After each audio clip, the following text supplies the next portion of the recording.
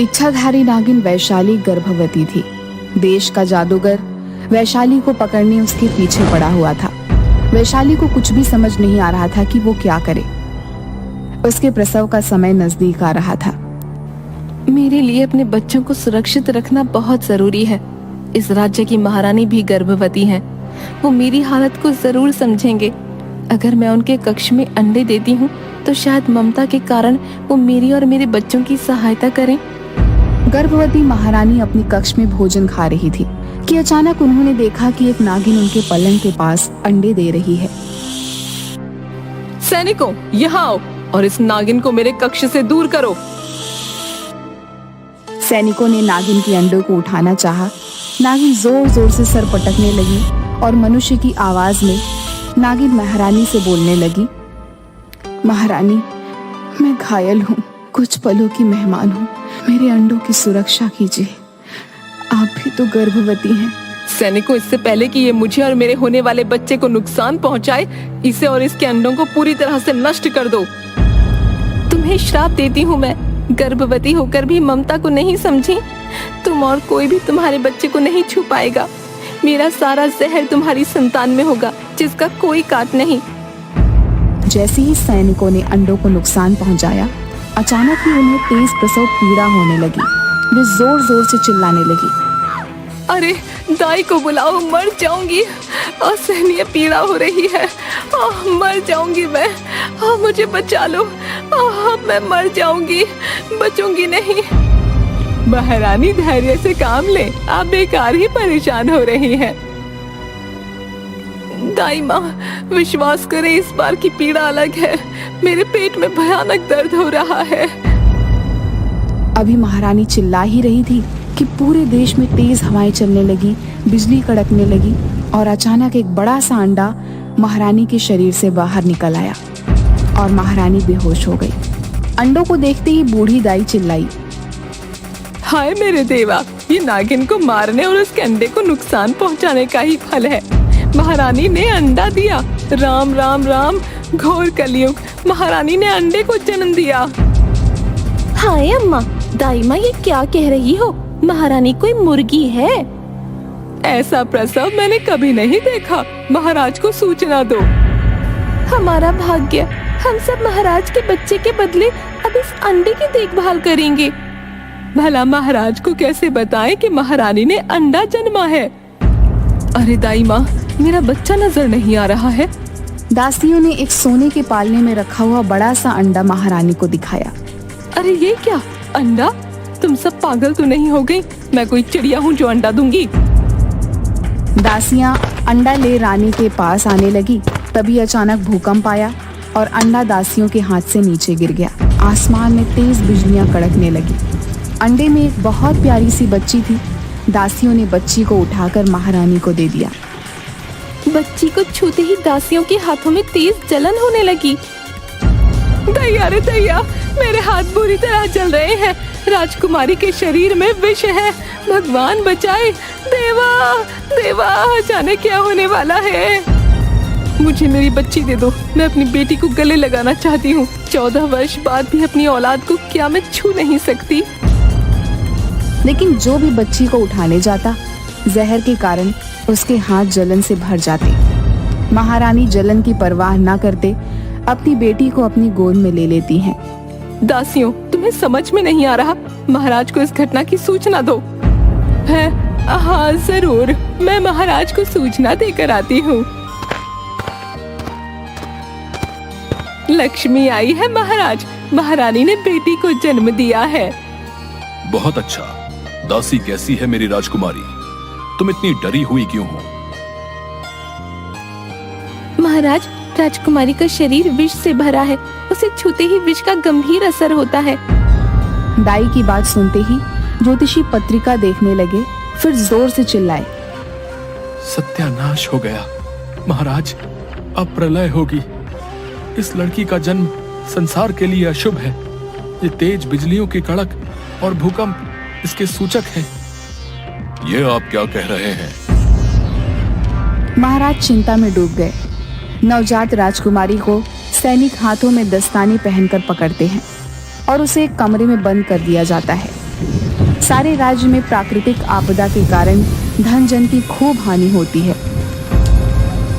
राज ज्योतिषी, आपकी बात सच हुई। आप ही समस्या का समाधान बताएं। महाराज, उसके लिए एक शीशे का महल बनवा दीजिए जहां उसकी जरूरत की सब चीजें हों। उस पर हम सबकी नजर रहे और राजकुमारी को कष्ट भी ना हो। 3 साल के बाद राजकुमारी को वहीं रहना होगा।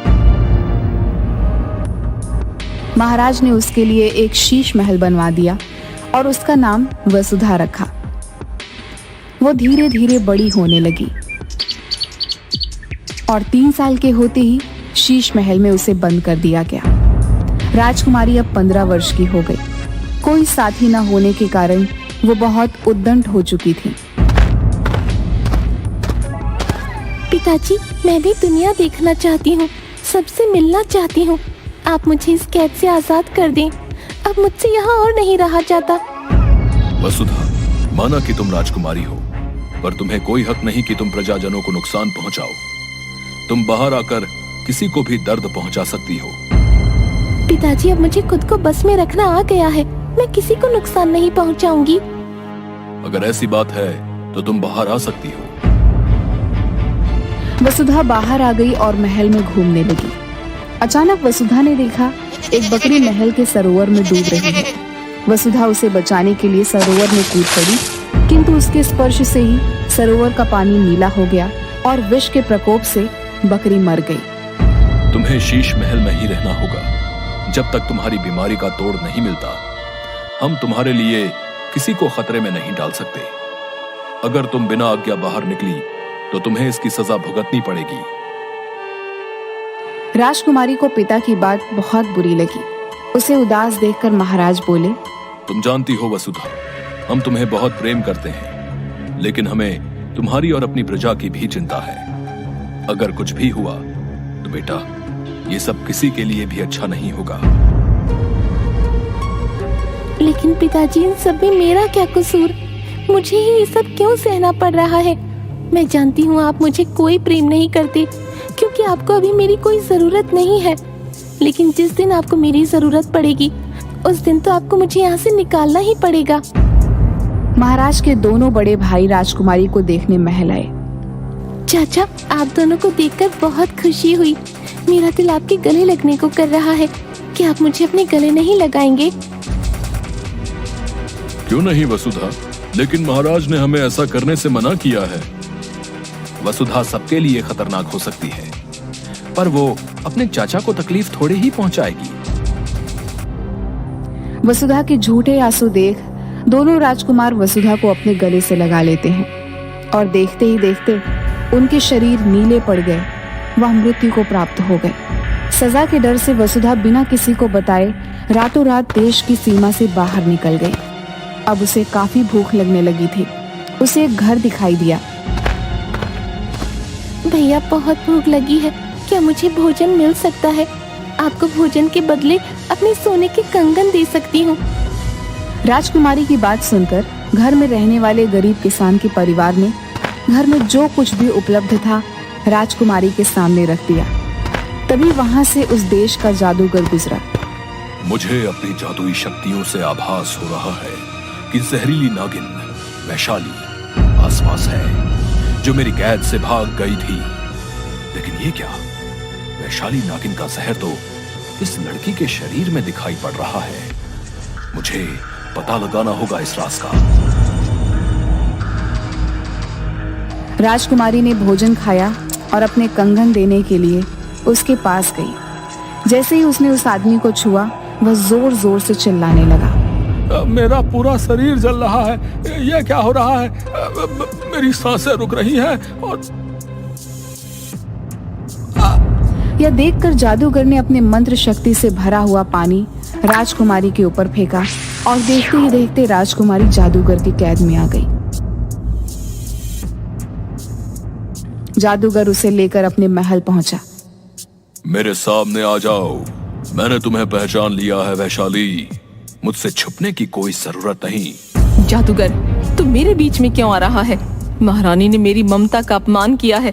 मेरी प्रार्थना करने के बावजूद भी मेरी आंखों के सामने मेरे अंडों को तोड़ दिया। वो अपनी बेटी को भी कभी हृदय से नहीं लगा पाएगी। मैं राजकुमारी का शरीर कभी नहीं छोड़ूंगी। सबको मेरे अपमान का बदला भुगतना होगा। वैशाली, तू सारे मानव समाज से इस बात का बदला नहीं ले सकती। तू महारानी को क्षमा कर दे, या फिर मुझे बता तेरा क्रोध कैसे शांत होगा। मेरा क्रोध शांत करना चाहता है तो सुन, महारानी को जाकर ये सूचना दे कि महारानी को मुझसे मुकाबला करना होगा। कैसा मुकाबला? उसे एक परीक्षा देनी होगी। अगर वो जीती तभी उसकी बेटी को श्राप से मुक्ति मिलेगी।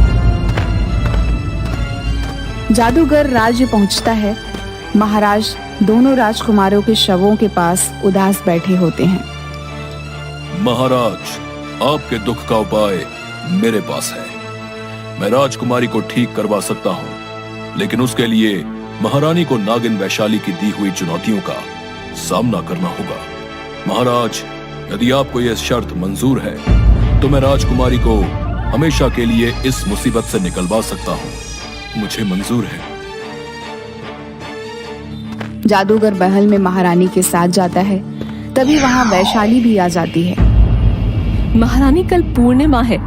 आपको पूरी रात भर नागरानी की तपस्या करनी होगी। अगर तुम्हारी तपस्या से नागरानी खुश हुई तो तुम उनसे वरदान के रूप में इस श्राप से मुक्ति पा सकती हो। लेकिन याद रखना, ये परीक्षा तुम्हारे लिए बहुत कठिन होने वाली है। नागरानी कभी भी किसी को यूं ही दर्शन नहीं देती। उनके दर्शन के लिए कई वर्षों तक तपस्या करनी पड़ती है। ये 3 दिन की तपस्या तुम्हारे जीवन की सबसे कठिन दिन होने वाले हैं। या तो तुम इस तपस्या के बाद अपनी बेटी को बचा पाओगी, वरना खुद भी मारी जाओगी। क्या तुम इस परीक्षा के लिए तैयार हो? असंभव। ऐसा करने से तो महारानी की मृत्यु निश्चित है। गुरुदेव, मैं अपने प्राण देने को भी तैयार हूँ। मैं जितना भी कर लूँ उतना कम है। दासियों, तुम मेरे वहां जाने की तैयारियां करो। महारानी पूरी रात नागरानी की पूजा करती है और अगले दिन कुएं में प्रवेश करने को तैयार हो जाती है। हमें कुछ ठीक नहीं लग रहा। महाराज, मैं जानती हूँ आपको मेरी चिंता है, लेकिन मैं अपने पापों की सजा कब तक अपनी बेटी को भुगतने दूंगी? मुझे मेरे पापों की सजा मिलनी चाहिए। अगर मैं न लौटी तो ध्यान रखिएगा और वसुधा को कहिएगा कि मुझे माफ कर दे। इसके बाद अगले दिन महारानी सुबह सुबह कुएं के पास पहुंच जाती है। हम आपका इंतजार करेंगे। अपना ध्यान रखिएगा महारानी। आप भी अपना ध्यान रखिएगा। इसके बाद महारानी कुएं के अंदर जाने लगती है। वैशाली ने बताया था कि यहीं से नागलोक का रास्ता जाता है। थोड़ा और नीचे जाके देखती हूँ। लगता है पानी के अंदर वहां पहुंचने का जरूर कोई रास्ता है। इसके बाद महारानी कुएं के अंदर जाकर वहां पर एक सर्प की मूर्ति को देखती है और उसके पास तैरते हुए जाने लगती है। यहाँ तो बस ये मूर्तियां हैं। समझ नहीं आ रहा आगे जाने का रास्ता कहाँ से ढूंढूं। ये क्या, ऐसा क्यों लग रहा है जैसे कि ये कोई रास्ता है। इसके बाद जैसे ही महारानी उस मूर्ति को छूती हैं और वो गायब होकर नागलोक में पहुंच जाती हैं। यहाँ इतना अंधेरा क्यों है? तभी वहाँ एक रोशनी आती है और महारानी उस रोशनी का पीछा करने लगती हैं। इस रोशनी के पीछे जाकर देखती हूँ, क्या पता ये रास्ता नागलोक की तरफ जाता हो। इसके बाद महारानी उस रोशनी के पीछे जाने लगती हैं। तभी वो रोशनी के अंदर जाती हैं और नागलोक के अंदर पहुंच जाती हैं। लगता है यही है नागलोक। हे प्रभु, कृपा करिएगा कि मैं जिस काम के लिए आई हूँ उस काम में मुझे सफलता मिले। ये कैसी अद्भुत जगह है। ये रास्ता कैसे अपने आप बन रहा है।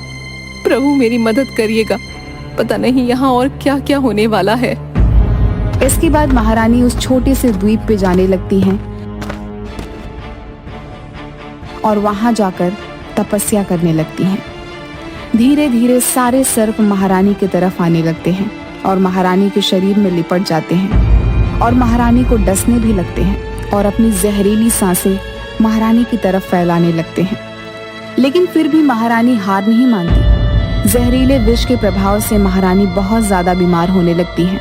धीरे धीरे महारानी को सांस लेने में दिक्कत होने लगती है और वहीं उनकी मृत्यु हो जाती है। तभी उनकी आत्मा उनका शरीर छोड़ देता है। तभी वहां नागरानी आ जाती हैं।